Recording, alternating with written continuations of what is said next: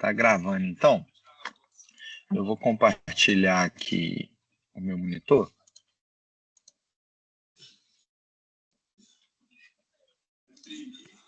Está vendo aí? Tô. Beleza, então nossa ideia aqui hoje é eu te mostrar essa estrutura que a IDE usa para documentar os conjuntos de dados dela. Então eu vou te passar as bibliotecas, vamos fazer alguns testes aqui meio que do zero, e vou te mostrar um pouquinho a carinha, tentar ir mostrando também a carinha da onde estão os nossos dados e como que a gente pode brincar com eles, beleza? Beleza. Tudo parte da Frictionless. Então, igual eu te expliquei ontem, a gente tem dois lugares principais para consultar as coisas da Frictionless. Um é a própria especificação.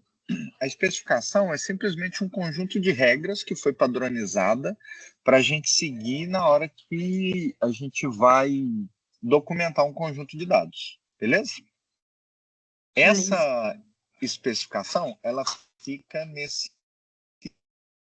E eu sempre ponho aqui no Google, não sei se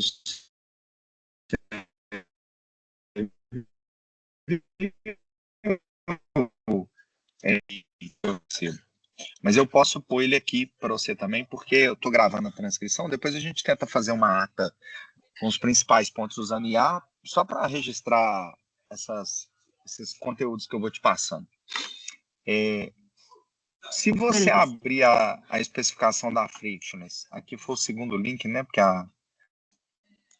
não, na verdade aqui no Google foi o primeiro link. Quando você abrir, só presta atenção para ver se você está usando a V1 Eu ou a acho que eu vou ter que V2. usar a internet. A sua? Peraí que eu acho que eu vou ter que usar a minha internet, porque tá cortando muito. Beleza. E eu... Põe aí. Pessoal.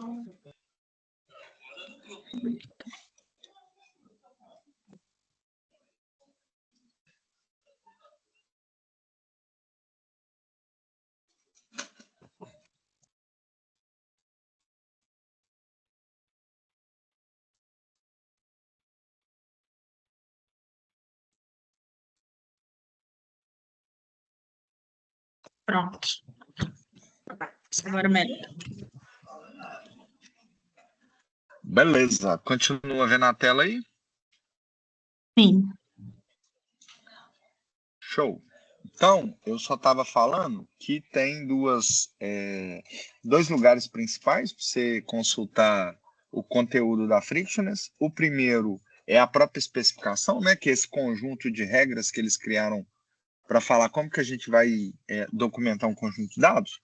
Só toma cuidado na hora que você entrar para você não ler o V1, para a gente sempre pegar o V2, que é a parte da documentação mais atualizada, digamos assim. Então, quando você clica na V2, ele te manda essa página que leva para essa da documentação. Eu vou copiar isso aqui e vou mandar nesse chat, só para a gente manter esses registros. É bom depois você ir dando, eu já tinha te falado, né, para você ir dando uma lida nisso. Mas basicamente, o que é eu vou te mostrar na prática, né? Mas eu funciono muito assim, eu vejo na prática, depois leio um pouquinho da documentação e parece que a coisa vai solidificando aqui na minha cabeça. Porque ler a documentação de em cima para baixo às vezes não faz tanto sentido, né? Talvez é melhor você ler pontos isolados e aí depois as coisas vão conectando. Mas é o jeito que eu funciono, se você for diferente, não tem problema nenhum, pode ler de cima para baixo.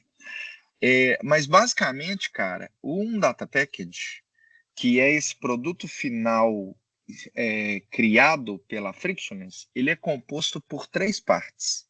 O data package em si, que é a especificação total assim do conjunto, né? Então eles propõem aqui várias propriedades, mas como um exemplo de um data package simples, eles colocam aqui que a gente teria uma propriedade nome, uma propriedade título, licença, recursos e fontes, né? Sources e resources. Aí, cada propriedade dessa, ele explica aqui embaixo na documentação o que é e qual o padrão que ele espera. Então, por exemplo, só de você ver aqui a propriedade name, você já entende que não é um nome bonitinho, com espaço, com caracteres especiais e tal. É um identificador único que vai identificar o nome daquele data package para o mundo. Então, portanto, ele tem que ser mais legível por máquina do que legível por gente. Diferentemente do título, que ele é mais legível por gente do que por máquina. Tá? Isso tudo que eu estou falando está escrito aqui para cada uma dessas propriedades. Então, você vê aqui que um data package ele pode ter resources, ele pode ter recursos. E aí, aqui embaixo, ele fala quais são as especificações que você pode seguir para construir um resource. Então, a gente vai construindo uma escadinha, né? Então, eu tenho um conjunto de recursos que se engloba no meu data package geral, e aí a especificação dos recursos pode ser feita de uma maneira muito parecida. Você vai ter um nome daquele recurso que é um nome mais legível por máquina do que por humano, e você vai ter os outros atributos aqui, né, as outras propriedades, que é o caminho daquele arquivo, o título, que é uma coisa mais legível por humano, a descrição, porque ajuda quem for ler aquela especificação no futuro a entender melhor, né, porque aqui você vai colocar uma descrição como se fosse um texto, qual que é o formato daquele arquivo, Então, aqui eu já estou vendo que ele é CSV, né, por essas duas propriedades, o encode, o tamanho, enfim, ele especifica um monte de coisa aqui. Você precisa de usar tudo? Não. Você só precisa usar as mínimas necessárias que ele determina aqui para você.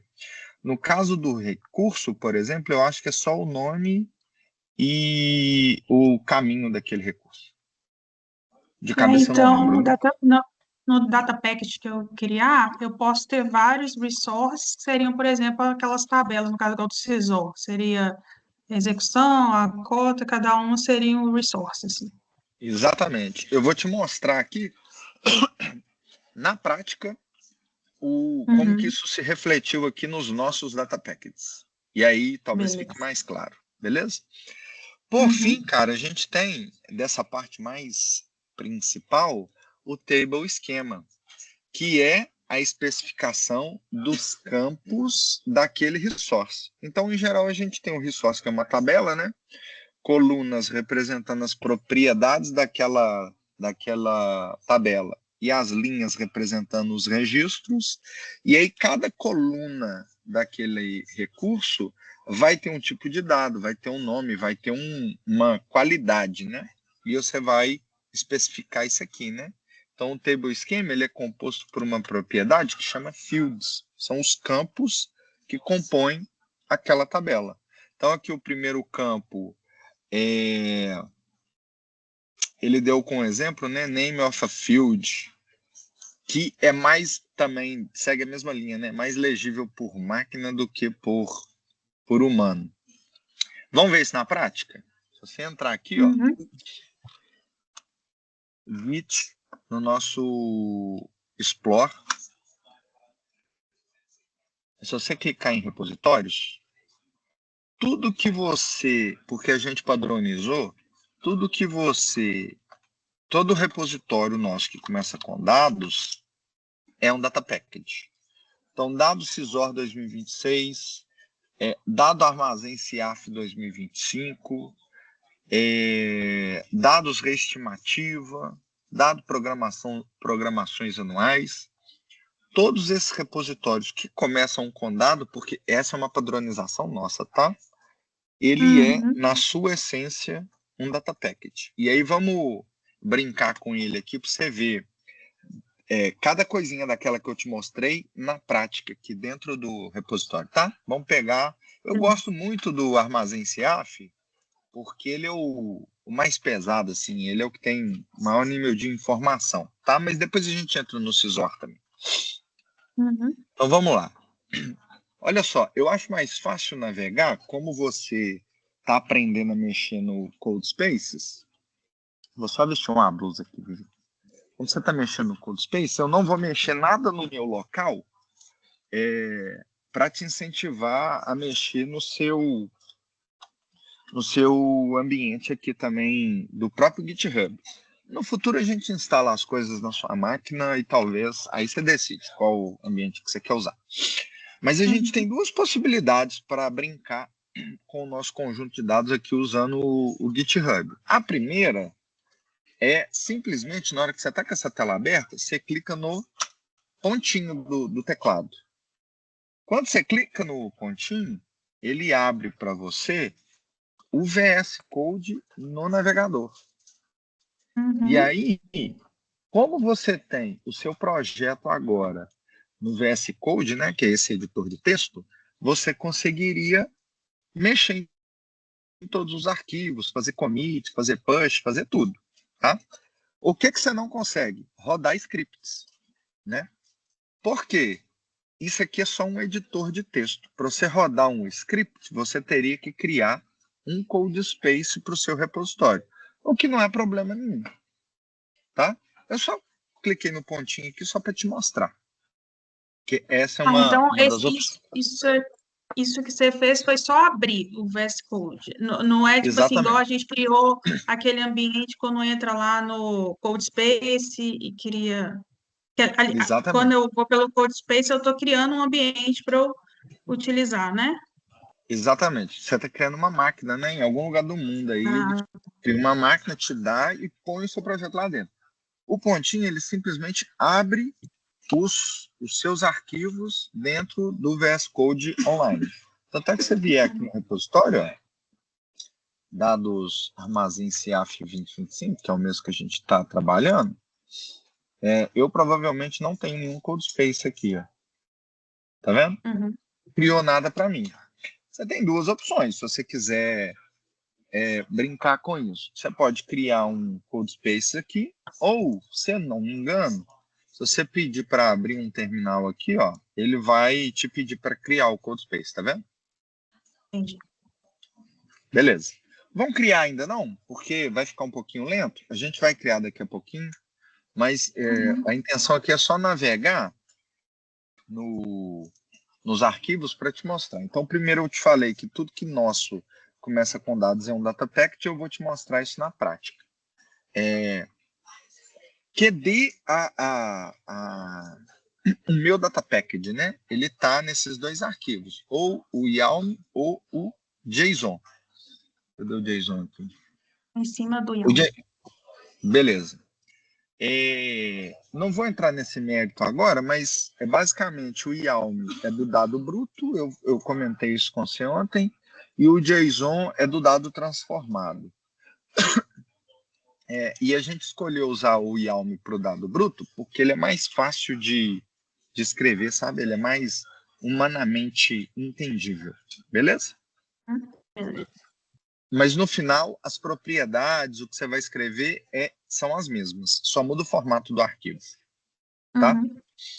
Então eu vejo aqui, ó, que eu dei um nome para esse meu data package, que é uma propriedade exigida aqui na especificação, ó. Então todo data package must have a name property. The name is a simple name or identifier to be used. It should be human readable, mas com essas características. It should be unique. It should be invariant, ou seja, ele não pode mudar, né? Mas aqui eu falei com você que ele precisava de existir, aqui ele não fala nada em relação à obrigatoriedade de existir esse campo aqui ou não, pelo menos aqui numa leitura rápida, beleza? Mas ele está aqui. Então, assim, ó, data packet, especificação, nome, eu estou vendo que ele existe no que eu criei, beleza? Segunda Mas aí, propriedade. só uma dúvida. Se eu criei um data packet armazém SIAF nesse repositório, e aí ele tem que ser único, significa único nesse repositório ou único, por exemplo, tipo, aqui na Explore, sabe? Ou outros repositórios eu posso criar um. Não faz muito sentido, né? Já que você já existe um, talvez se aproveitar, né, para outros, assim, se existe essa possibilidade. Mas ele impede de alguma forma, é uma boa prática? Ó, é uma boa prática que ele, porque é o seguinte, quando ele fala, né, que é um nome simples que vai identificar isso, é porque ele está pensando que a gente vai criar um conjunto de data packets e eu tenho Uhum, que diferenciar um do outro. E o que vai sim. diferenciar num primeiro momento é o nome.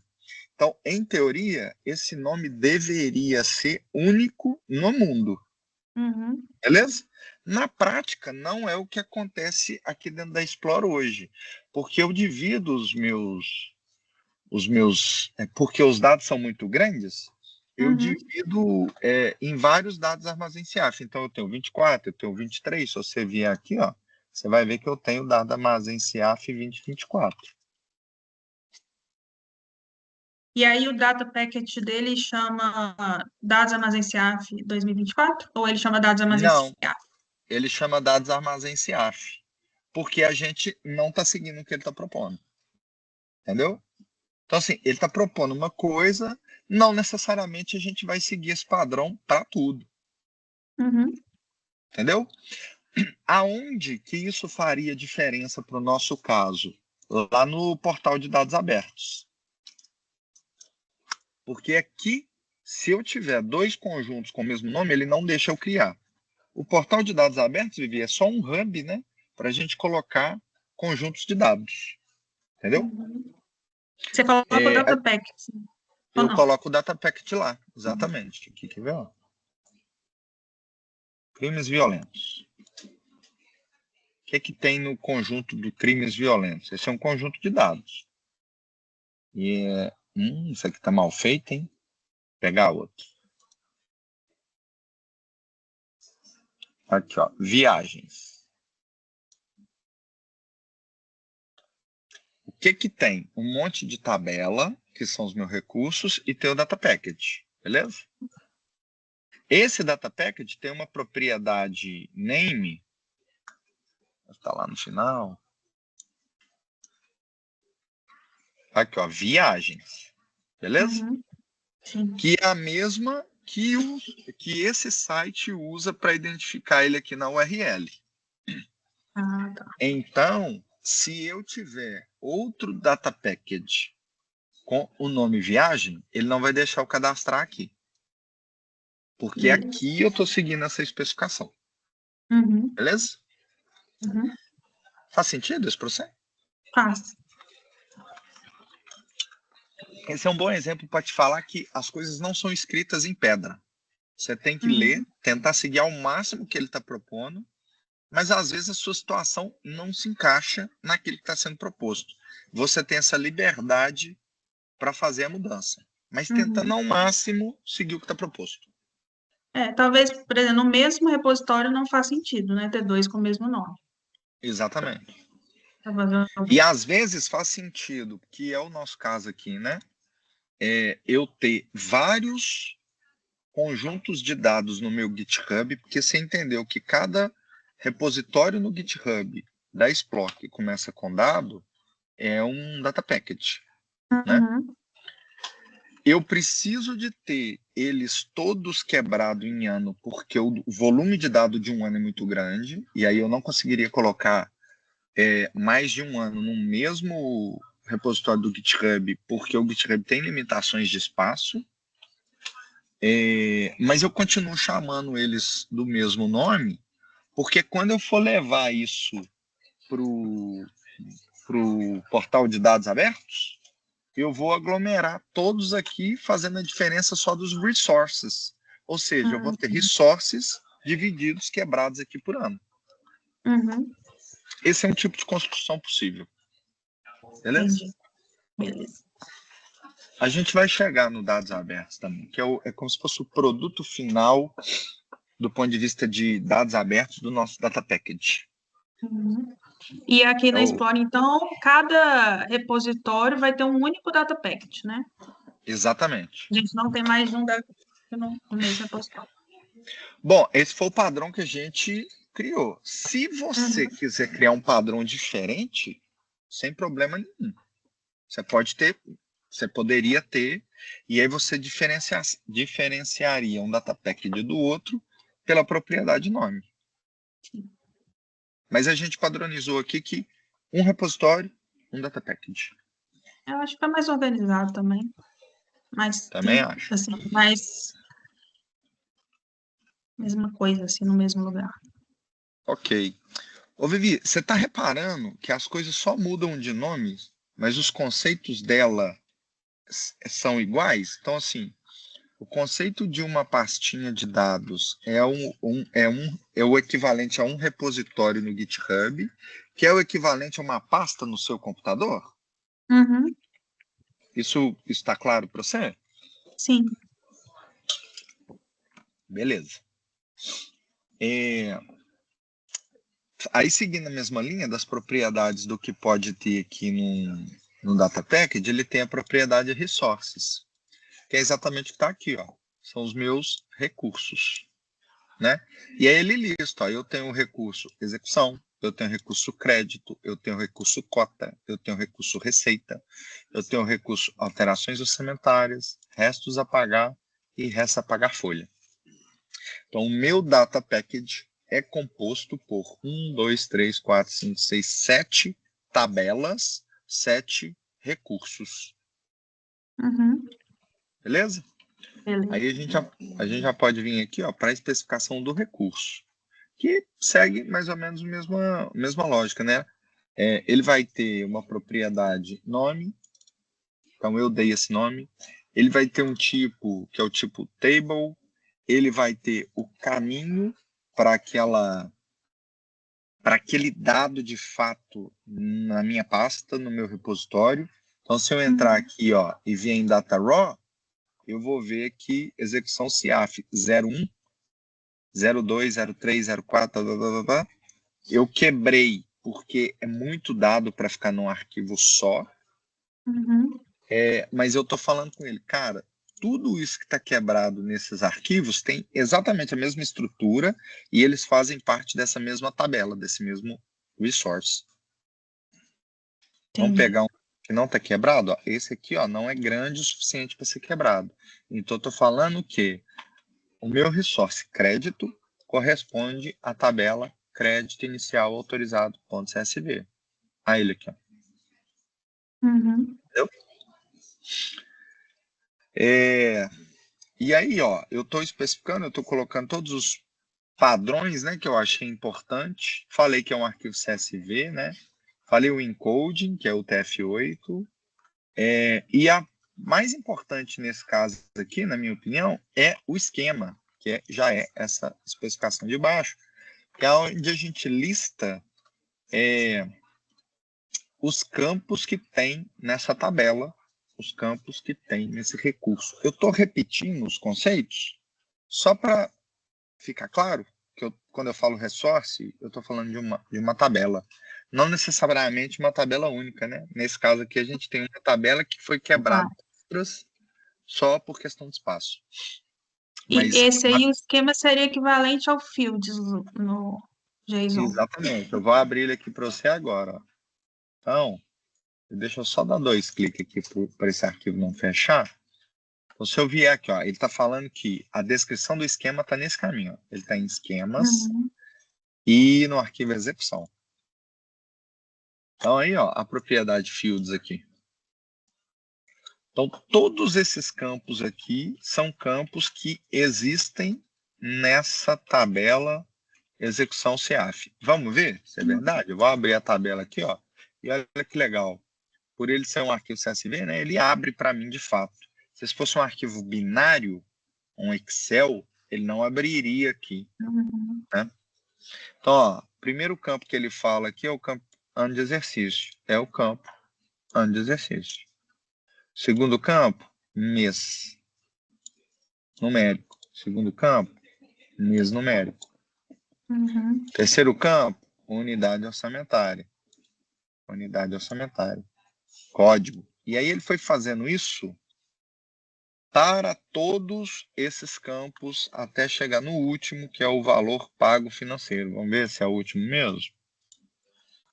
Valor pago financeiro. Uhum. Entendeu? Entendi. Aí, aquela última linha que você termina informando o separador, delimitador. Ah, não, para todos tem. É, para todos tem. Ah, tá. É que eu vi só ali. Aí aqui é o seguinte, vamos falar aqui de cima.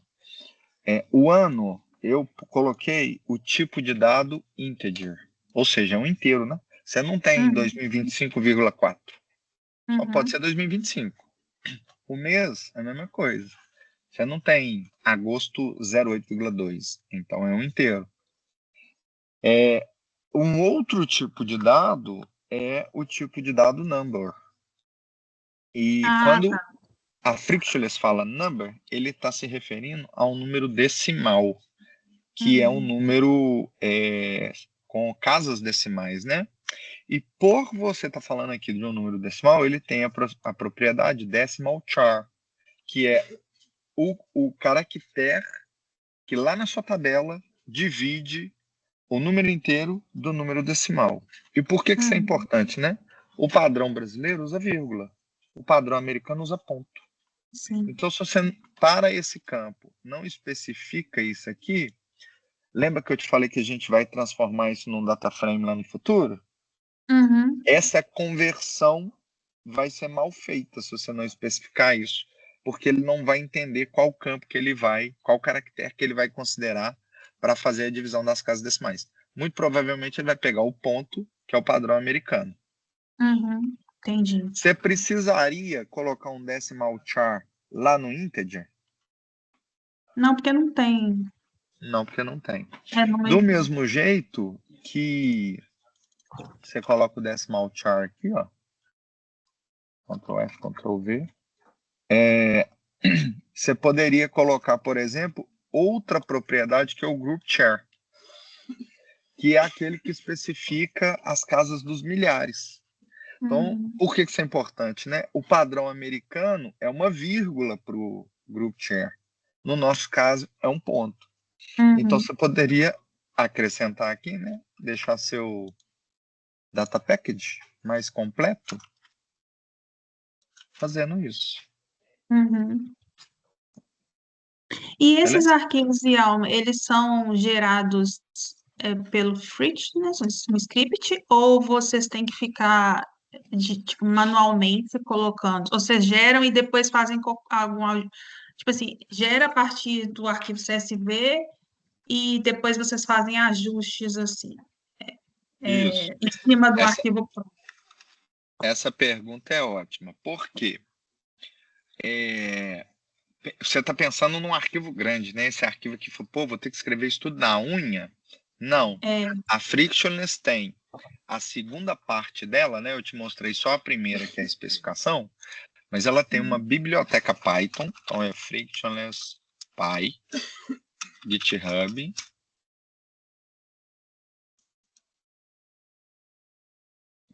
E ela tem uma biblioteca Python que segue as especificações e cria um tanto de coisa para ajudar a nossa vida nesse trabalho. Uma delas é uma, uma função que chama describe. O que é que o describe faz? Ele lê a sua tabela e cria um YAML básico para você. Eu vou fazer isso ao vivo aqui para você. uhum, beleza. Beleza? Então, o Uhum, GitHub do Frictionless Py está aqui e a documentação, em geral, quando a biblioteca o código que você está procurando tem documentação, ele fica aqui nesse About, da página do uhum. GitHub. Então, deixa eu só ver se a Ryan, por exemplo, colocou isso aqui no William Dev. Aqui, tá vendo? Uhum. Você pode usar esse About para colocar os seus sites também. Ah, tá. Então, aqui ele tem a documentação. Ó. Isso é um site estático. Ele só não está usando MKDocs, mas é um site estático. Uhum. Outra dica, né? Aqui, ó, ele não vai para V5. A gente é melhor usar V5, então estou clicando aqui, ó, para você já usar sempre a documentação da V5. E é bom dar uma lida nisso aqui. A princípio, como o seu conhecimento de Python não é muito avançado, pode ser que você tenha dúvida, Uhum. mas você pode ir me perguntando. Então, esse aqui é bom Beleza. você ir lendo de cima para baixo, porque ele vai te contando as coisas e vai te dando os scripts para você rodar e testar na sua máquina. Uhum. Então, esse aqui é bem interessante de você seguir. Você aprenderia bastante coisa. Beleza. Beleza. Link aqui, ó. Vamos começar um do zero? Bom, Então, o que eu vou fazer? E eu vou deixar esse aqui aberto para a gente... Eu já vou, inclusive, gerar um code spaces desse aqui, que enquanto ele gera...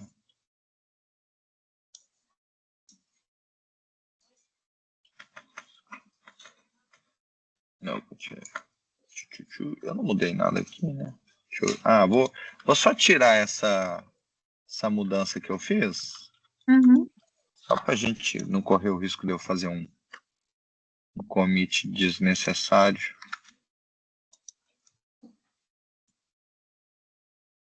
Então, cliquei aqui e ele já está gerando aqui para mim. Só vou escolher uma máquina aqui, vou pegar essa mais simples. Beleza, enquanto isso a gente vai começar um do zero aqui, ó.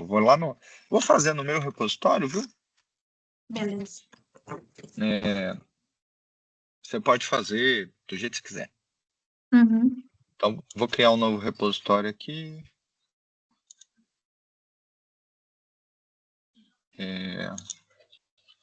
Isso aqui aparece para mim porque eu tenho mais de uma organização, né? Provavelmente vai aparecer para você também porque você está dentro da Explore.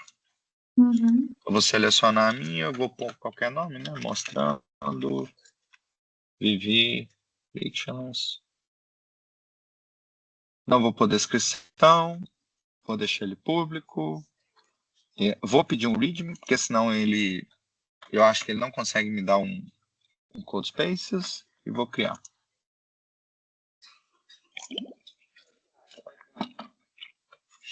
Aí aqui eu peço ele para criar para mim.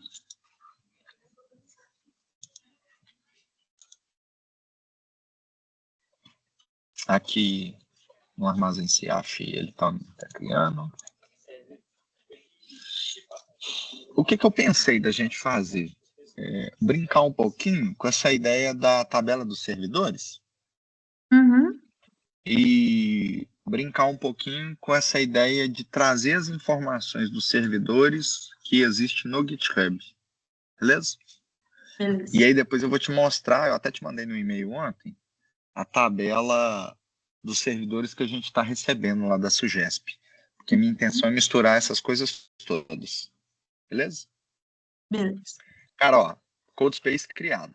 Beleza? A primeira coisa que a gente precisa de fazer é a instalação da biblioteca da Frictionless, que é o Frictionless Py, para conseguir usar o Describe, que é essa função que vai pegar um arquivo CSV e construir um YAML básico para mim. Beleza? Uhum. Então, vamos fazer Isso essa porque instalação? ele já vem com o Python instalado, né? Senão tinha que Já. instalar. Exatamente, ó. Python version. Ele já Uhum. me fala que tem o Python 3.12. Se eu Uhum. simplesmente digitar Python, ele vai entrar no interpretador do Python, né? Então aqui você consegue usar todo o poder do Python. Então, mais Uhum. print, olá mundo, você já deve ter passado por isso em algum momento, e Uhum. por aí vai. Então eu sei que o Python está instalado aqui. Se você quiser fazer isso na sua máquina, você vai ter que fazer todas essas instalações na sua máquina. Uhum. Então, por isso que eu estou gostando do CodeSpace, porque ele não se preocupa muito com esse trabalho inicial que você teria de fazer todas essas instalações e entender como é que essas coisas funcionam, né? Você já Uhum. parte para a coisa mais interessante. E aí, Beleza. depois que você tiver mais experimentada, você passa por esse processo. Que ele é importante, sabe? Você aprende bastante coisa, mas nós achamos que inverter ele faria mais sentido, assim, do ponto de vista de facilidade de aprendizado. Também. Para sair aqui, ó, eu posso clicar Ctrl D, então ele volta ali, né? Eu tô Ctrl L, ele limpa. E aí, Ctrl para V, fazer. Como é que o é? L limpa, o L limpa, o outro que você falou é qual? Ctrl para sair? Ctrl D, aqui, ó. D. Eu entro de novo. Se eu der um exit, ele vai me dar um erro, que ele fala assim, olha, você tem que sair usando ou exit, abre, fecha parênteses, ou Ctrl D. Então, Ctrl D ou exit, assim ele sai. Eu escrevi exit errado, né? Exit. Ah lá, ele sai do mesmo jeito. Então, quando você quiser, tá estudando Python, tá? A gente vai começar a gravar os vídeos de Python agora. Mas tá estudando Python, quer testar alguma coisa? Aqui no CodeSpace, ó, abre o interpretador do Python e testa. Aqui, ó, nome igual Vivi. Olá igual uma F-string, né? Olá, nome.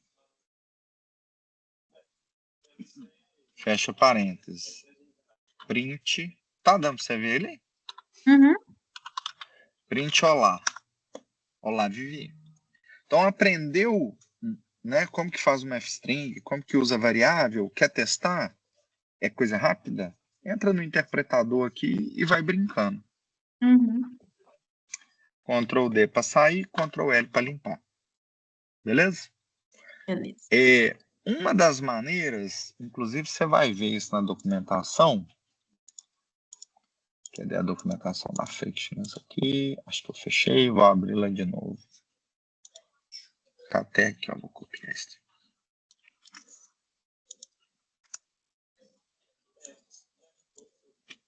V5. Introduction. Deve ter aqui um installation. Aqui, ó. Para você usar, ele te recomenda, e a grande maioria das bibliotecas e das documentações do Python que você vai ver na internet, ele vai te orientar a instalar as coisas usando o pip. Pip install, o nome da biblioteca. A gente já vai partir para a utilização de uma ferramenta que chama Poetry. O Poetry, ele é um avanço do pip. Então, por isso que eu já quero ensinar vocês todos a usar o Poetry.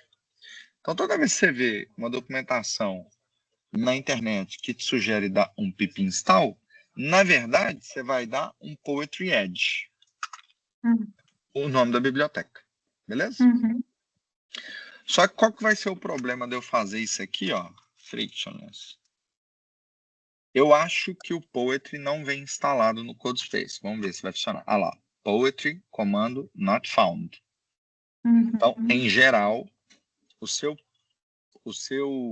CodeSpaces vai vir sem o Poetry. A Rainha até abriu um issue lá pra gente no Trilha Dev sobre isso, porque eu não sei se você lembra, eu criei um CodeSpaces no repositório que eu já tinha um CodeSpaces, então ficou 2 CodeSpaces no mesmo repositório, e um deles já tinha o Poetry. E aí, o segundo, porque o primeiro já tinha, ele já instalou default para mim. Mas isso é porque eu já tinha um CodeSpace naquele repositório. Você vê que num repositório que não existia CodeSpace, ele não instalou o Poetry para mim, e, portanto, eu vou ter que fazer essa instalação, que é simplesmente ppx install Poetry. Por que eu estou te contando isso? Toda vez que você criar um CodeSpace, que você for usar o Poetry e ele der esse erro bash poetry command not found, o command not found significa que aquela biblioteca não está instalada no seu computador e que, portanto, você precisa instalar para usar. Só isso. Beleza. Depois que eu rodei o ppx install, se você der o Poetry version, ele vai te falar que o Poetry está instalado. Vamos fazer de novo aqui, ó, setinha para cima, Poetry Add Frictionless. Isso também vai dar um erro, mas eu vou fazer de propósito para você ir se acostumando a ler as mensagens de erro. Por quê? Ele fala, Poetry could not found a PyProject.tom file no seu diretório. O Poetry, ele vai guardando as coisas que ele faz nesse arquivo. Então, portanto, ele precisa desse arquivo no seu repositório. Ele existe aqui? Não. Ainda não. Nós temos que criar. Como? Poetry init. Eu gosto de passar, toda vez que você tiver dúvida em um comando, cara, é só usar um help. Eu gosto de passar uma flag para esse comando, que é o quiet, para que ele não fique me fazendo perguntas e use e crie o PyProject.tom padrão. Se eu vou querer que ele crie padrão, eu não quero as perguntas que ele me faz. Então eu vou simplesmente poetry init -q, que é a flag aqui do quiet, e vou dar um enter. Ele criou o arquivo aqui para mim. A pergunta é aquelas que até se eu queria já colocar as dependências, sim ou não. Esse. Nós fizemos esses dois comandos, né? O ppx install poetry, para instalar o poetry, e o poetry init para criar esse arquivo, porque eu quero instalar a minha primeira dependência, que é a Frictionless. Beleza? Então aqui, ó, Ctrl L, Poetry Add Frictionless. Agora isso vai funcionar. Olha lá. Então agora ele está instalando a Frictionless. Lembra que eu falei que ele precisa desse arquivo para gravar o que ele instalou? Então, o que significa? Quando eu comitar esse arquivo, ó, git status, ele vai falar que tem 2 arquivos novos. Eu vou comitar esse arquivo. Quando a Vivi fizer o clone desse repositório na máquina dela ou no GitHub dela, ela não vai precisar de dar um poetry add frictionless, porque isso já está especificado aqui. Entendi. Ela não precisa de partir do zero. Ela vai dar simplesmente um poetry install. Ou seja, eu estou trabalhando para você. Faz sentido? Beleza.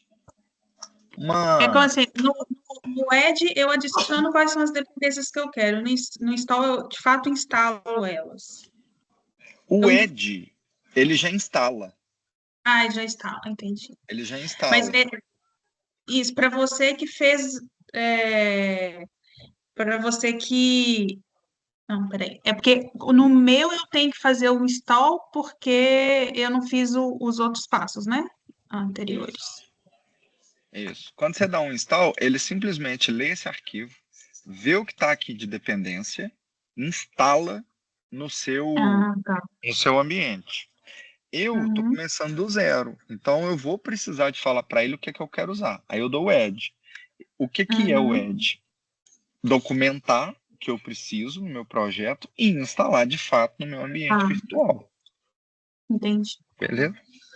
Quando eu falo que ele instala, cara, aqui, ó, criando um ambiente, quando você dá o add aqui, ó, primeira vez, ele cria um ambiente virtual para você, que é onde aquele código vai ser instalado dentro da sua máquina. E ele até te fala, ó, que esse código está morando aqui. Você nem precisa de saber disso. Beleza? Beleza. Então, se você der um poetry run frictionless,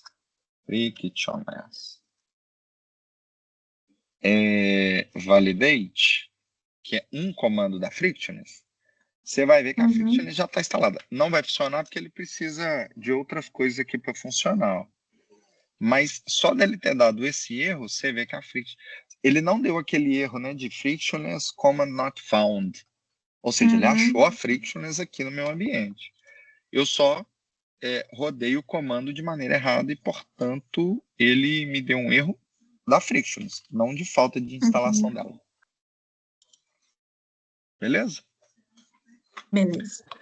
Então, o que eu imaginei? Eu vou criar aqui uma pastinha. Não uma pastinha, não. Vou criar um arquivo aqui, ó. Servidores.csv. Tá bom? Uhum. Imagina que esse arquivo já está pronto, você simplesmente recebeu ele. Vou colocar aqui um ID, vou colocar aqui um nome e vou colocar aqui o setor. O time, na verdade. Beleza? Por quê? Beleza. Eu quero vir aqui na Explore, ó.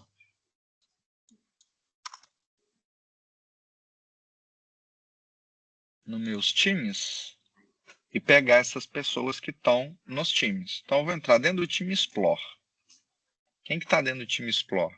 O Duba. Então, vou copiar esse Uhum. nome aqui, ó. Então, aqui, ó. ID1. O ID, você sabe, né? Aquele número sequencial que identifica unicamente aquele registro na sua tabela. Uhum. O nome, na verdade, eu não vou colocar nome, eu vou colocar GitHub User, beleza? Beleza. E ele é o único do time Explore. O time Explore, ele tem outros times. Então, eu vou clicar aqui, ó, e eu já vou partir, então, para o time ID. Uhum. O time ID tem essas pessoas aqui. Então, eu vou colocar todo mundo, ó. Labanca, então, ID2, Labanca, ID3.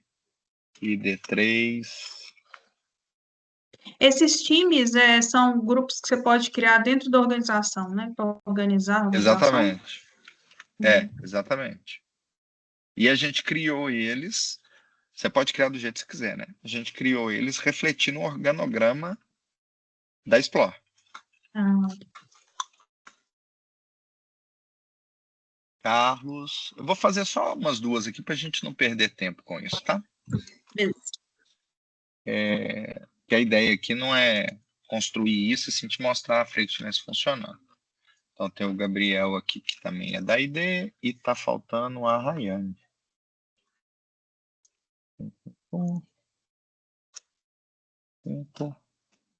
Rayane, ID. Beleza? Então, Uhum. construir o meu servidores, vou até chamar de renomear aqui, ó, de servidores GitHub. Agora sim, cara, depois disso tudo, ó,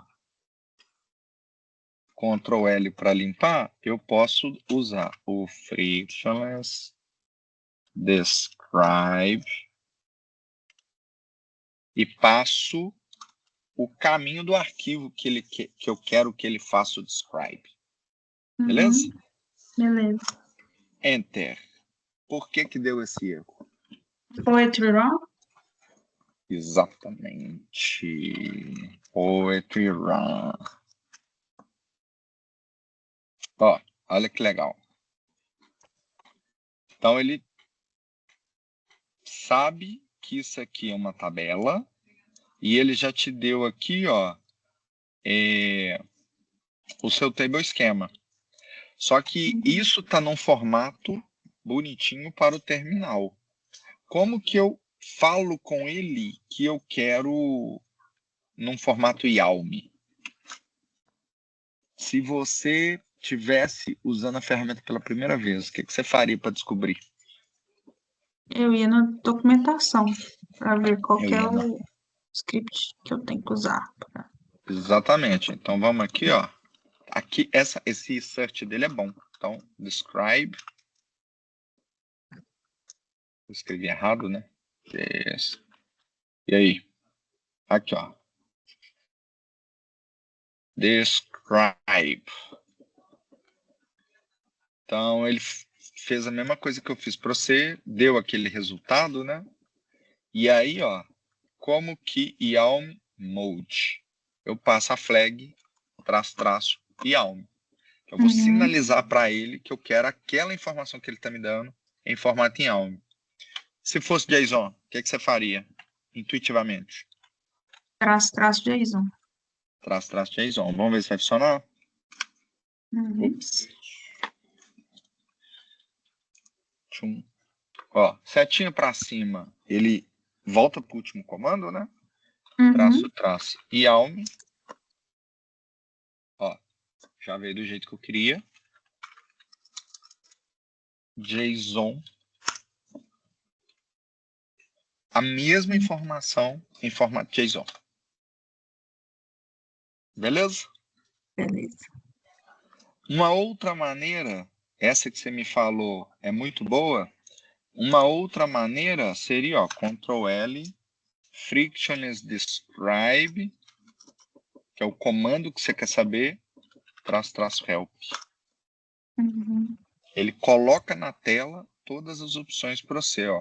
Se acostuma a usar o help, porque em geral a documentação que eles colocam aqui é muito boa e ela te economiza ter que ficar mudando de tela. Ah, tá. Então aqui, cara, aqui, ó, ele vai te explicar.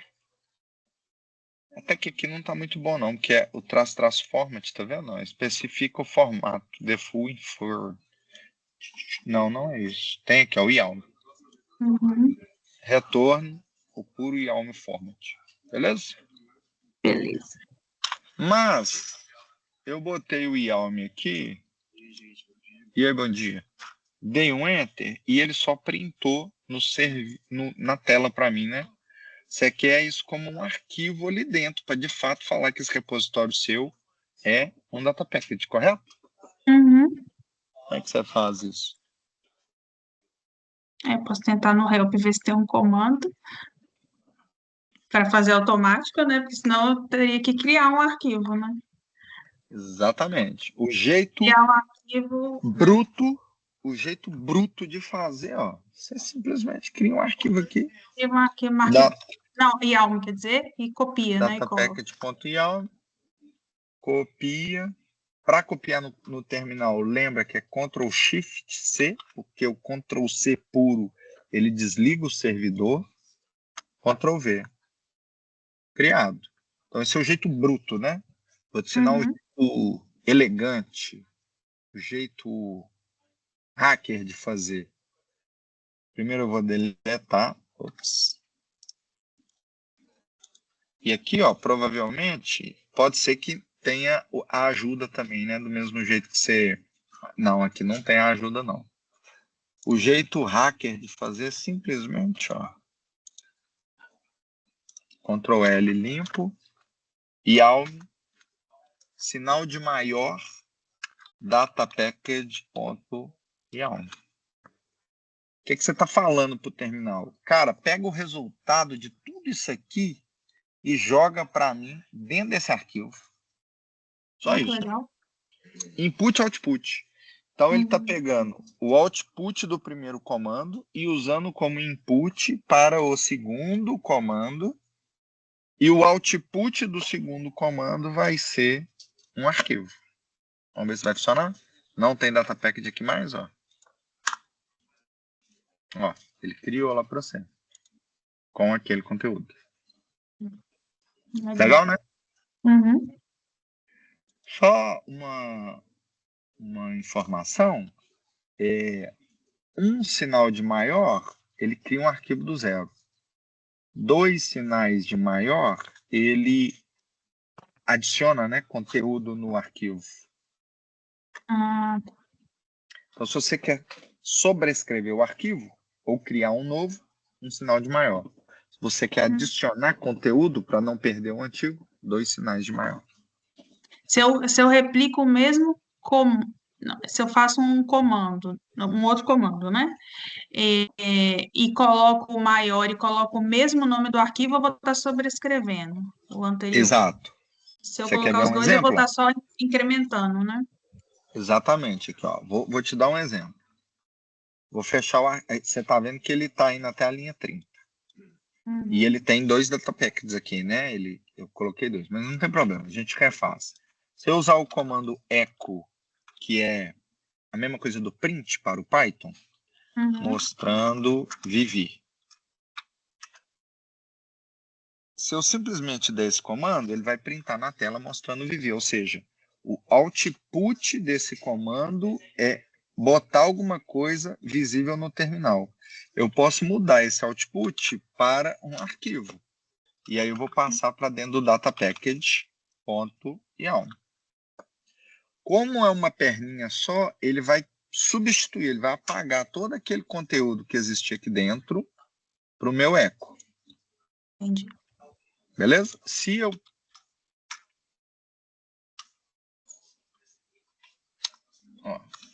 vou botar o data package e vou botar o eco com duas perninhas, ele vai simplesmente botar o eco aqui, ele não vai estragar o que já existia no arquivo. Entendi. Você usa ele para o que você precisar. Uhum. Beleza? Posso simplesmente apagar aqui e vou ver o que a gente criou. Git status. Tem o meu data package, tem o meu pyproject.tom e o Luck, que é essas questões de instalação, e tem o meu CSV. Acho que já está na hora de comitar, né? Então, git add o Poetry e o pyproject.tom. Git status só tem os dois verdinhos ali, né? Então eu posso dar um commit aqui falando que add poetry to the project and frictionless. O teclado aqui tá meio lento. Git status, eu vou ver que eu só tenho aqueles dois arquivos ali, ó. Vou adicionar os servidores, vou commitar ele sozinho. Add servidores git hub.csv file, git status, git add pontinho que só tem um, git commit "-m, add my first data package, escrevi errado, ponto .yaml version. Beleza? Git log, eu tenho todos esses commits. Perceba que esse commit aqui foi um commit criado, né? Um commit inicial. Quando eu criei o meu repositório e coloquei o readme nele, então eu ganhei esse presente do GitHub e eu fiz todos esses outros. Se a nossa reunião fosse acabar aqui agora, eu quisesse te passar isso para você brincar, git push origin main, você já conseguiria ver essas coisas todas aqui no meu GitHub. Beleza? Mas vamos continuar. Vamos continuar. A sua pergunta era: eu consigo criar essa versão inicial, né? Eu teria que fazer o resto na mão? Aí agora sim. Ele te deu essa versão inicial. Se você quiser melhorar essa especificação colocando mais propriedades, aí você teria que fazer manualmente aqui no seu arquivo, né? Então, por exemplo, você tem um nome, você pode ter a propriedade aqui, ó, title. Ops. Aí vamos supor que você quer colocar o título todo de caixa alta, né? Vamos colocar aqui para baixo. Title. Git, ele até já está me dando algumas sugestões, né? Eu vou até seguir. Não, quero tudo de caixa alta. GitHub, user. Eu não gosto muito de caixa alta, não, mas só para você. Ó, um enter aqui ele já me deu. Aí tem uma segunda coisa legal da Frictionless que eu comentei com você. Toda vez que você for fazendo a sua especificação, para você ver se a coisa está funcionando, Frictionless validate, ou seja, ele valida o seu dado frente à sua documentação. E aí você passa qualquer documentação, é o datapackage.yaml. Ops, estou esquecendo do Poetry toda hora. Ó.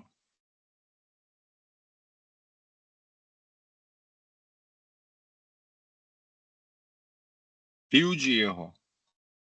Field not valid. Package type. Table is not supported. Por que não, hein? Não sei. Esse erro nunca tive. Vamos ver aqui na especificação. Resource. Type. Ctrl F. Tá. É type? Ctrl C. Ctrl F. Ctrl V. Type aqui, ó. Tá aqui, ó. Type. A data resource descriptor may contain a property type. E aí, tá bom? That must be a string the following possible values. Ou seja, esse campo type, cara, ele é obrigatório. Se você tirar ele aqui, ó. Se você tirar... Vou até passar esse trem aqui para mais perto. Se você tirar o campo type, Ctrl X, ele tem que dar um erro aqui pra gente.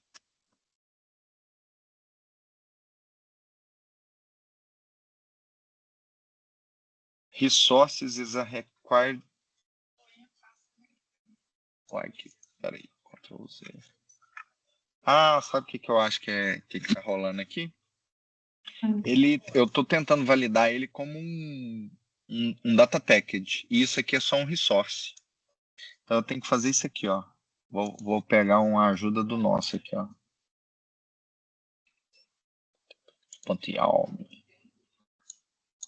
Isso aqui, ó. Porque quando eu usei o describe, ele fez o describe de um resource para mim. E não de um data package. Beleza? Beleza.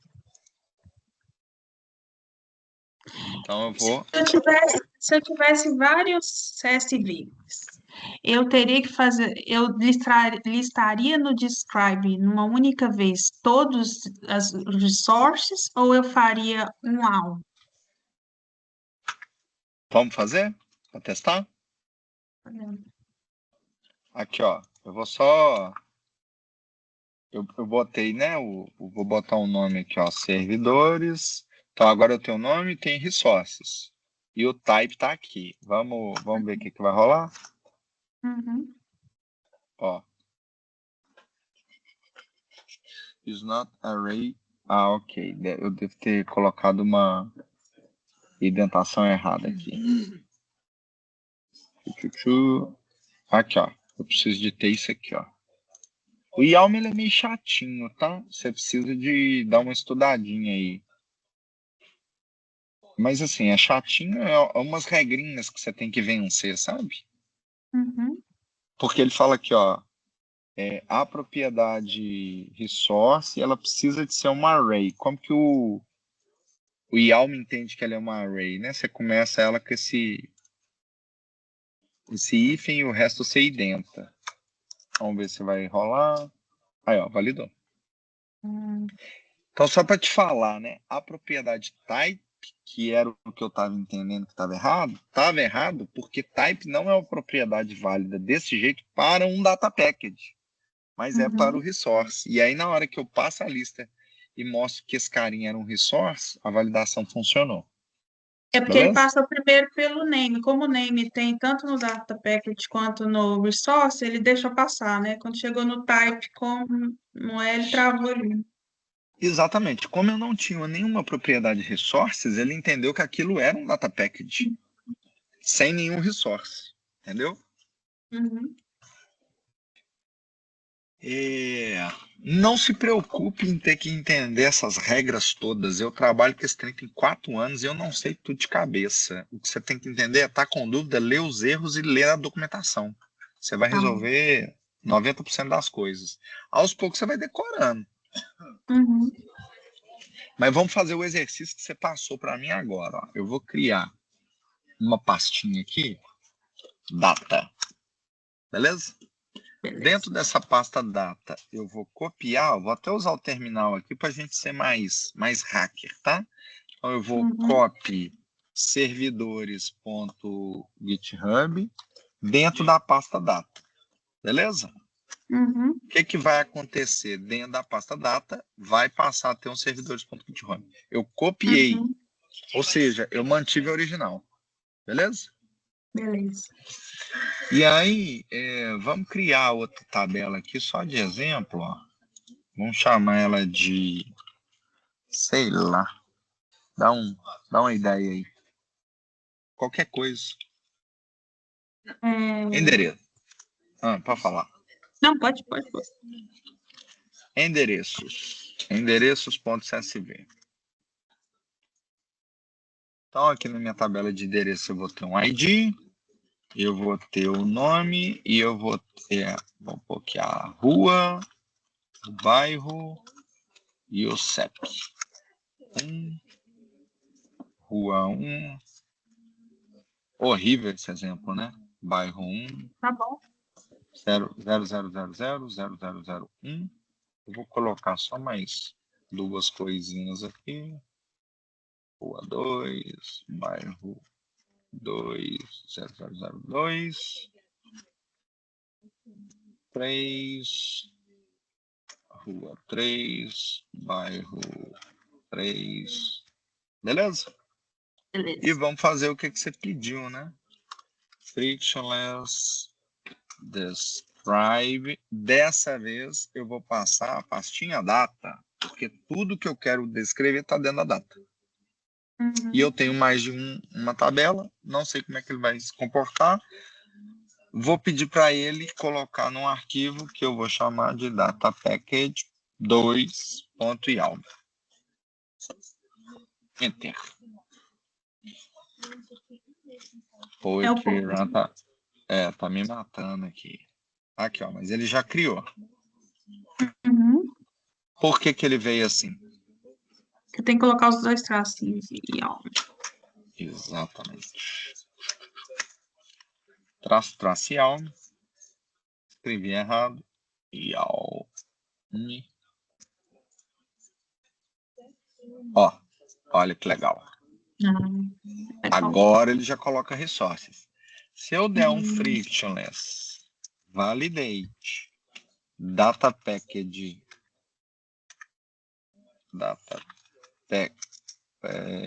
2. Oh, meu Deus. Poetry Run. Ó, tá válido. Por que ele validou? Porque agora ele entendeu que esse cara é um data package que tem recursos. E aí, você lembra que a gente falou que o data package, a propriedade nome,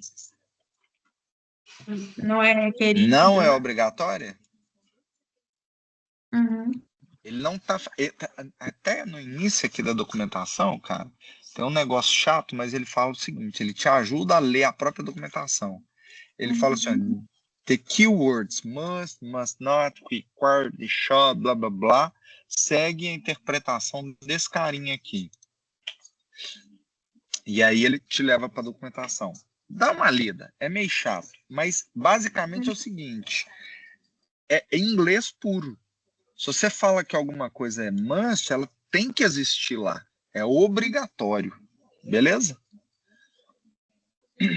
E aí aqui, ó, no Data Resource, será que isso acontece? Aqui, ó, name. A resource must contain a name property. Então, ele não precisa no Data Package, mas ele precisa no Resource. Vamos ver se faz sentido? Se isso é verdade? Se eu tirar o nome desse recurso aqui, ó. Tá vendo? E rodar um validate. Validate. Então, estou validando um data package 2. Eu estou querendo simular um erro.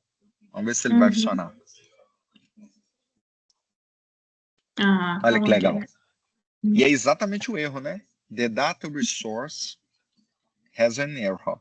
Name is a required property. Chique demais, né? Muito bom. Esse tracinho que você falou do array, eu sempre tenho que colocar no primeiro, assim, name, type, path, eles têm todo, digamos assim, a mesma hierarquia, assim. Isso. Aí coloquei no primeiro, significa só que eu não tenho que colocar nos outros, mas eles têm a mesma hierarquia, assim, né? Não tem, como não tem dentação, não é um dentro do outro, né? Exatamente. É porque é o seguinte, eu até, ó, quer ver? Yawn, tutorial. Vamos ver aqui se a gente acha alguma coisa legal.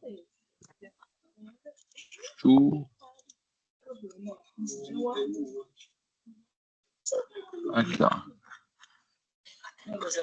Nunca li isso aqui, só peguei o primeiro. Só para você ter de referência, eu nunca li tutorial de Yalm, cara. Eu vou lendo os erros, vou interpretando e vou mudando. Mas é basicamente isso que você falou. O Yalm é um jeito de você estruturar o seu dado, né? Então, esse Uhum. carinha aqui, ó, resource, ele precisa de ser uma lista. E como que o Yalm Ah, entende uma lista? Quando o primeiro tem o hífen e o resto tá tudo identado igual. Então, isso aqui, ó, são uhum. elementos de uma lista, Ah, tá, entendi. entendeu? Do mesmo jeito que esse aqui, ó. Aliás, mentira. Esse é o primeiro elemento dessa lista do resource. Esse é o segundo elemento, que está tudo identado Uhum. conforme o primeiro aqui. E aí dentro do Fields eu tenho uma lista que são os campos da Exatamente. tabela. Aí aqui é a mesma coisa. O esquema, ele não precisa. Olha que interessante. A propriedade esquema, ela não precisa de ser uma lista. Porque o Uhum, primeiro aqui, ó, não está com tracinho.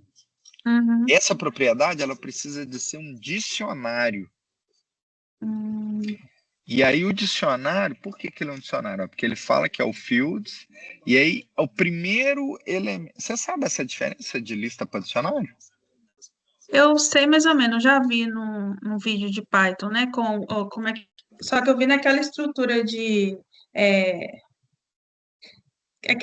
tipo assim, chaves, né? Chaves Uhum. e colchete, lista e chaves, o dicionário. Acho que é esse mesmo o nome. O que tem as curvinhas assim é o dicionário, que tem. Acho que é chave, né? Aquele que abre e Isso, fecha, assim, quadradinho. isso. Acho que é. E um redondinho é tupla, parênteses. É o redondinha tupla, exatamente.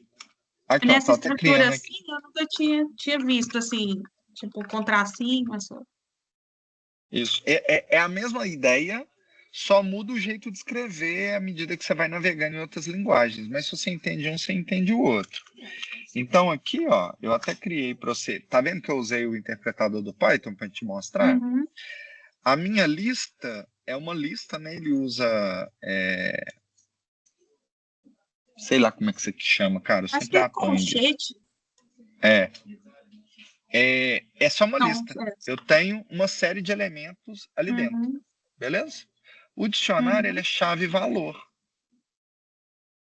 Então, a primeira chave é como se fosse um dicionário mesmo, né? Se você pegar lá o uhum, dicionário em inglês para português e for traduzindo a palavra, a primeira palavra é a chave e a segunda é o valor. Aqui é a mesma coisa, cara. Ele só trouxe para você aqui um dicionário que é um conjunto de listas. uhum. Você vai apanhar um pouquinho com isso, mas é, aos pouquinhos você vai aprender. Beleza? Uhum. Nós entramos nessa bagunça toda só para te falar que eu não preciso de ter a propriedade name no data Uhum. package, mas eu preciso de ter ela no resource. Então, eu vou até voltar com ela ali, ó. E aí, na hora que eu der o validate, poetry run frictionless validate data package.yalm, data package 2. Esse carinha agora tá válido. E você vê que ele Uhum. validou os dois recursos, né? Uhum. É, vou te dar um exemplo aqui nos nossos conjuntos, que é o seguinte: o que eu sinto falta nos nossos conjuntos? Que eu já pedi o pessoal para fazer, mas a gente fica sempre muito atarefado e acaba não, não fazendo coisa, não melhorando coisas que já estão prontas, né? Uhum. Vamos pegar aqui o Table Resource da execução. Então, esquemas, execução. Ele fala o ano de exercício, o tipo, né, que é um inteiro, e esse target é que você não precisa de preocupar com isso agora. Mas lá na especificação, o table, a especificação agora está morando aqui. Tema tem uma série de outras propriedades, inclusive esse description, sabe? Então, uma das coisas que eu acho que enriqueceria muito os nossos conjuntos era Escrever do que se description, trata, né? escrever do que se trata. Aí aqui, cara, eu posso usar Markdown.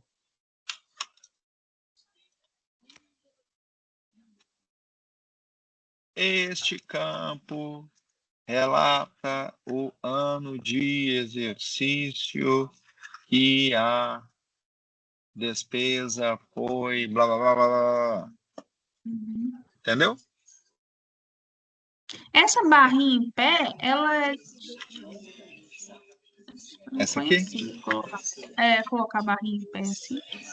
Isso é só. É uma. Não sei nem se eu posso chamar de propriedade do Yalm, que ela fala o seguinte, ó, o que está vindo aí em sequência é um Markdown. Então aqui você Tá. pode usar toda a sintaxe do Markdown que você conhece e vai funcionar. E ele não vai achar estranho. Entendi. É só isso. Entendi. Então, uma das coisas que eu acho que falta para a gente melhorar é melhorar essas descrições. Então, por exemplo, no Table Resources, você tem uma série de constraints. O que são as constraints?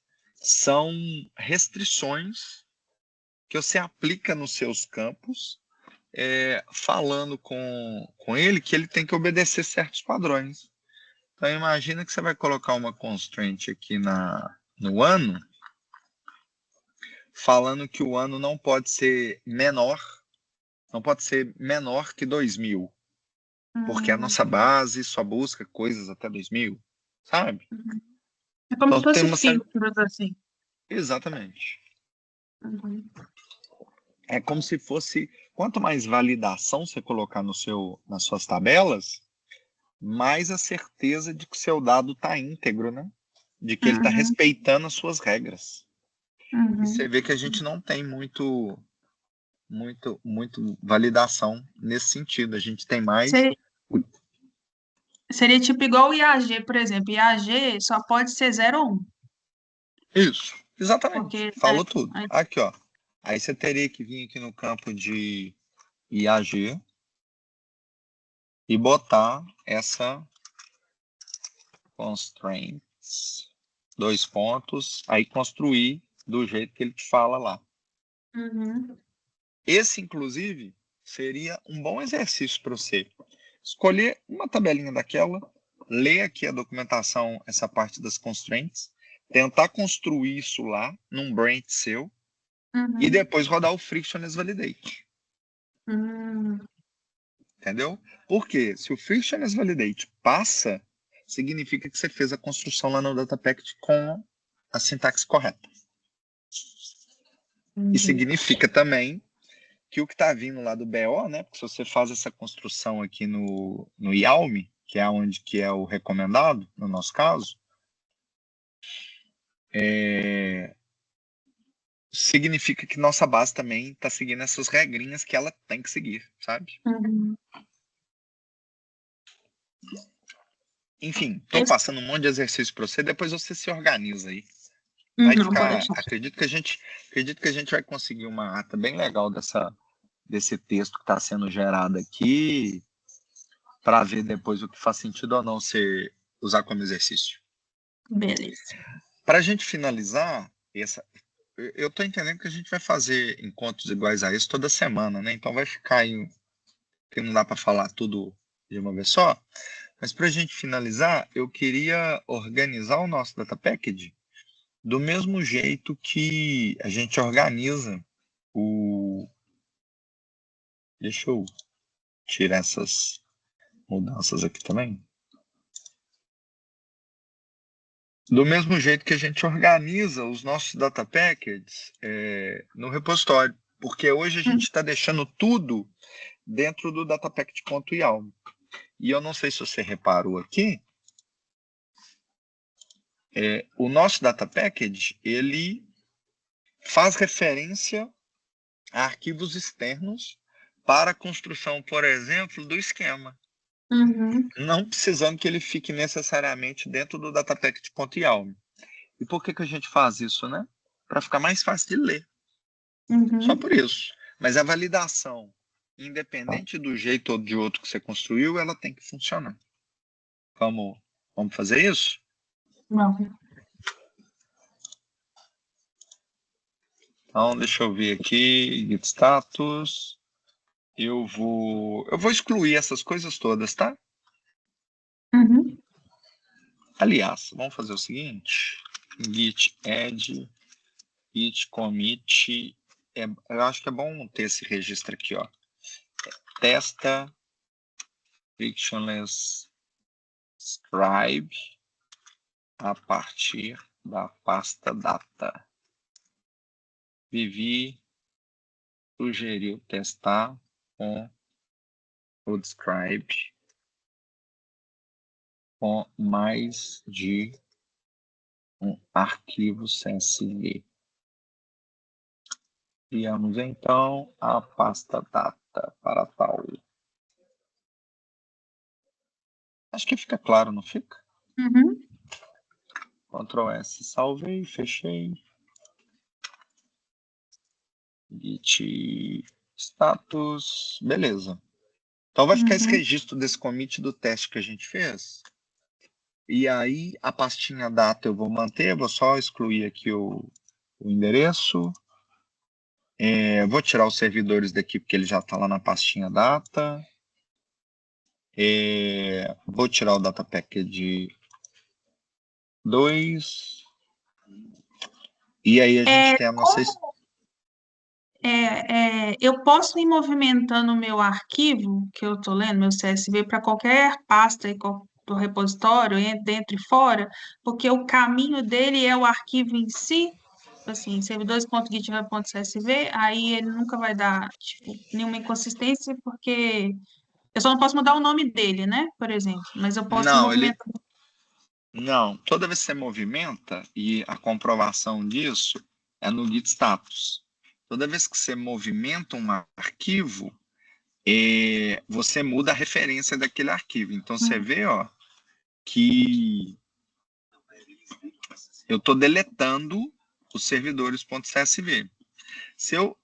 E por que não está aparecendo um novo arquivo aqui, né? Porque ficou lá no commit anterior. Se eu rodar um frictionless validate aqui, ó, frictionless validate, eu acho que eu não preciso passar o data package. Deixa eu ver.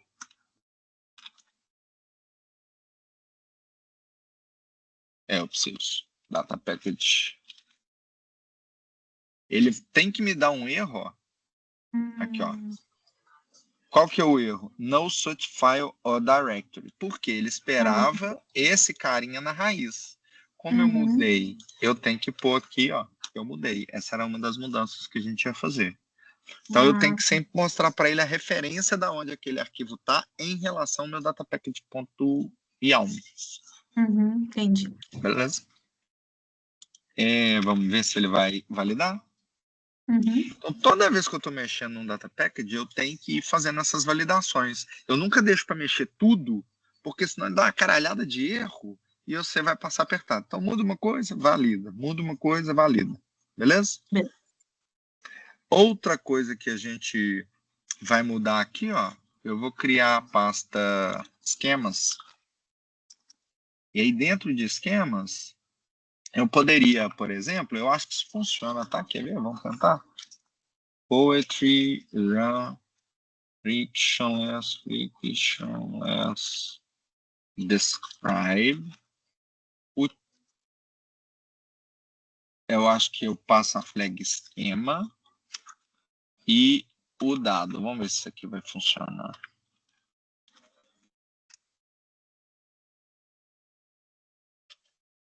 Scheme, chama.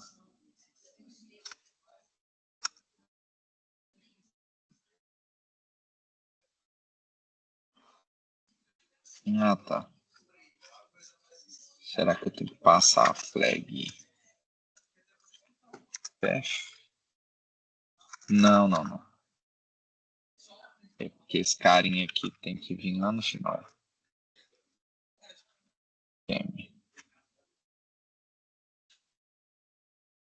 Ah, deixa pra lá. Vou simplesmente copiar e colar. Vai brincando com essas coisas. É legal, eu gosto. E aí você vai descobrindo como é que a coisa funciona. Igual eu te falei, eu não decoro, né? Então, se eu quisesse ver como é que funciona aquilo lá mesmo, eu ia rodar um help aqui. Mas acho que já deu para você entender. Não, deu para entender. Então, eu vou simplesmente tirar esse cara daqui, ó. Ctrl X. Vou colocar ele nessa pastinha de esquemas. Eu vou chamar ele de servidores github.yalm. Eu tento sempre manter o padrão das coisas. Então, se eu estou fazendo um YAML, uma descrição de uma tabela, eu coloco o mesmo nome, beleza? E aqui no Data Package, eu tenho que passar o caminho dela. Então, é esquemas. Ó, ele até tenta me ajudar. Ó. Beleza? Isso tem que funcionar. Como que eu vejo? Frictionless. Poetry run. Frictionless. Validate. Data package.yalm. Tá válido, não fiz nenhuma cagada. Beleza? Para a gente finalizar, eu vou te mostrar a questão do o que você ganha, né, usando isso. Além de ter toda a documentação ali que ajuda outras pessoas quando for entender o seu recurso. Se você a ideia da criação dos data frames, né? Então vou entrar no modo interativo aqui, ó. From frictionless. Não precisa de decorar isso, a gente vai fazer 1 milhão de vezes, então relaxa. Frictionless import package. Tá vendo? Package. Beleza.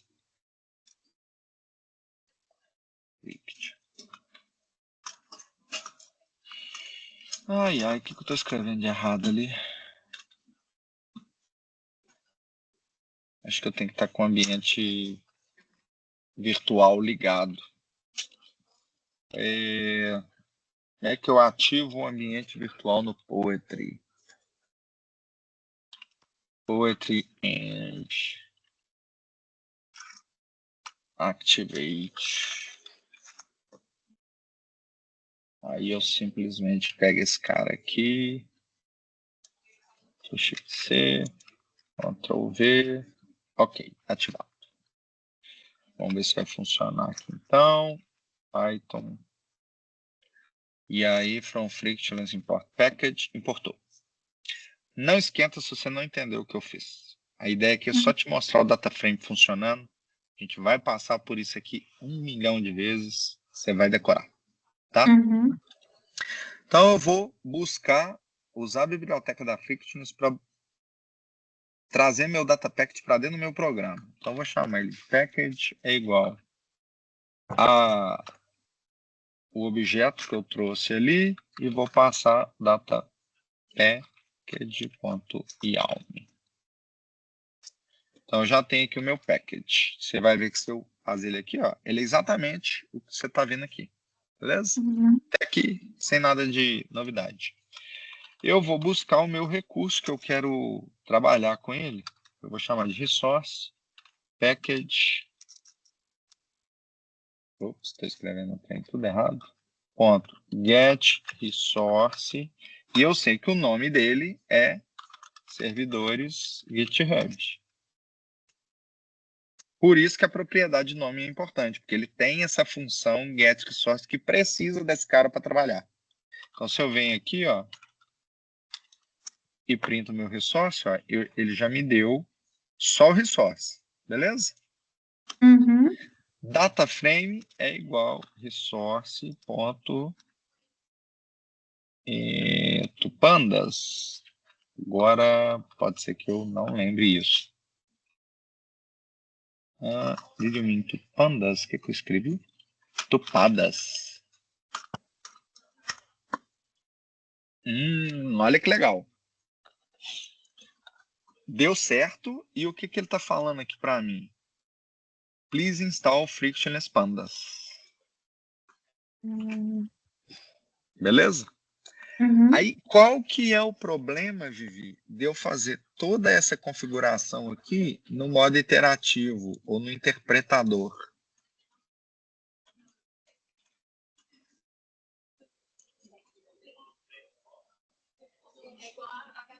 Chuta. Problema, inclusive, aqui. É. Hum, hum.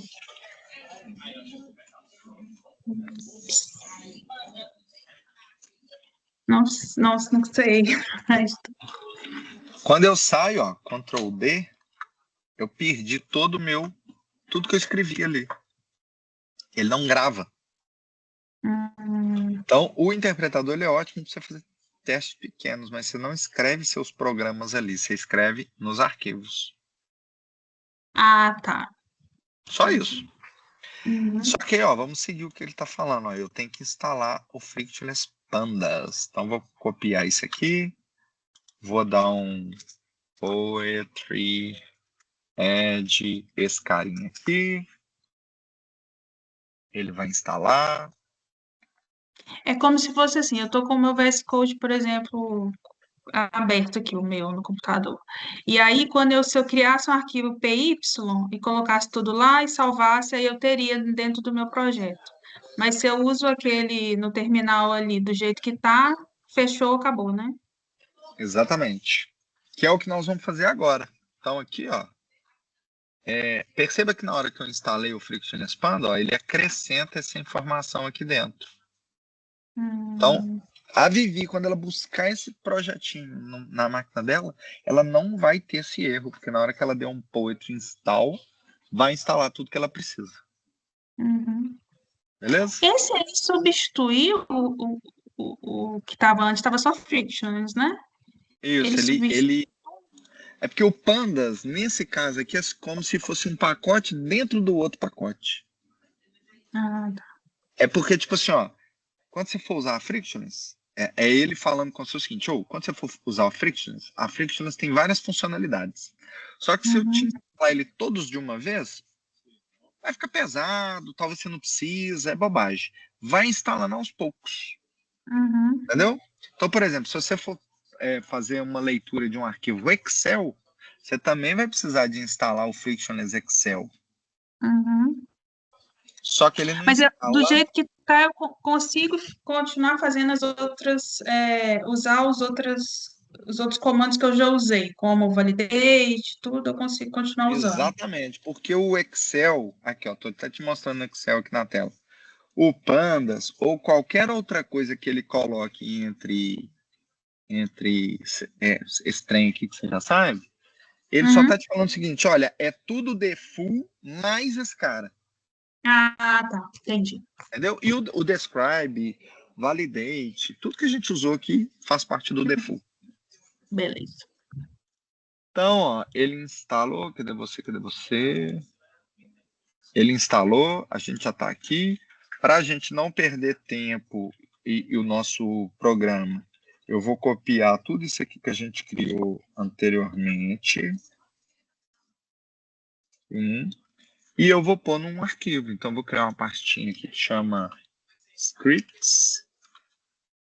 Fazendo isso, Vivi, a gente está organizando aqui o nosso projeto. Esse trem vai virar um monstro lá no futuro. Uhum. eu vou pôr aqui, ó, new file, eu vou chamar ele de main.py. Depois a gente vai melhorar esse nome também. Põe aquele código lá, tiro esse carinha aqui, porque ele não funciona. Só uma referência do modo iterativo, né, do interpretador. Ó, faça a importação da Frictionless, crio o pacote. Isso aqui eu não preciso. Crio o meu recurso. E do meu recurso eu dou o meu data frame.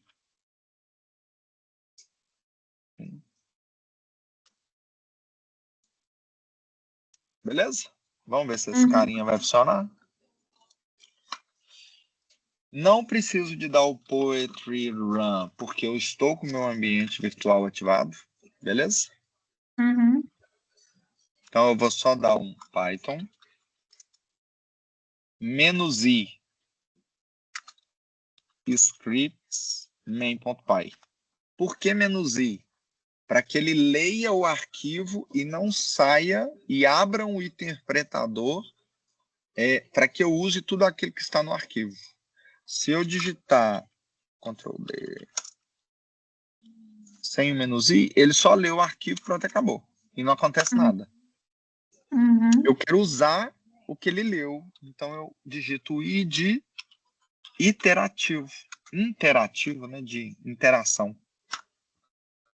O que significa? Ele leu de cima para baixo e agora eu posso usar o df, que é o meu data frame.